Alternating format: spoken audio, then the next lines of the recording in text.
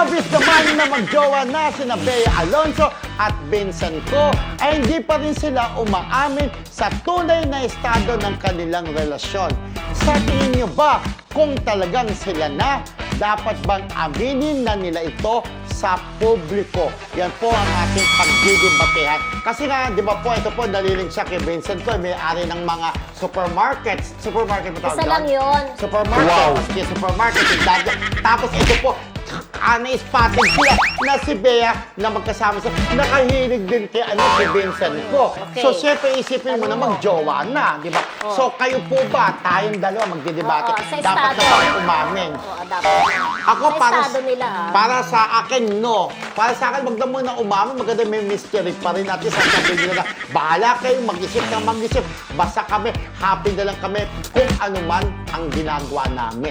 So, wag na muna umamin kasi baka pag aamin kami, sasabihin, ay, hindi ang bagay kay Bea. Ngayon pa nga lang, may naririnig na ako, nababasa na sinasabi naman ng iba na, si Bea daw, hindi naman daw bagay doon kay Vincent Co. And the other, and vice versa. Hindi naman daw bagay si Vincent kay Bea. May Siguro mga kaunti ganon, lang nagsasabing diba? hindi bagay, pero bagay na bagay talaga Wow. sila. Kaya it's about time na aminin na nila dahil maraming matutuwa. Napaka-ideal nga raw ng relationship nila. Kasi ang sinasabi nila, sabay daw ng ligaw si Dominic at saka si Vincent, pero Okay. sinagot daw si Dominic.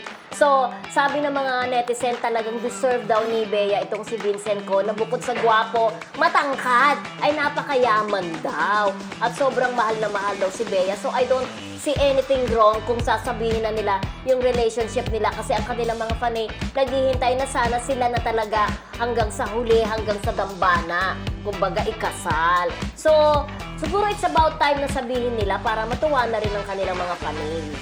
Yeah, Yun. diba? So, ayun. Pero na kay Bea pala, kay Vincent Co, yung desisyon. Kung Oo, gusto pero sa nila mga umamin o nakikita naman hindi natin nila. sa mga larawan nila Obvious na talaga eh. naman yung mga kanilang pag-angkla-angkla o Oo. pag-akbay. Parang obvious naman Hindi na sila naman, na. hindi naman siguro sa Wow. gagawin nyo ng isa, basta friends lang. At nakikita natin yung sobrang saya ni Masaya, Bea oo. sa mata eh. Sa At mata sa- makikita, di ba? Sa mata nakikita ang aking nadarama. Darama, di Pero na diba?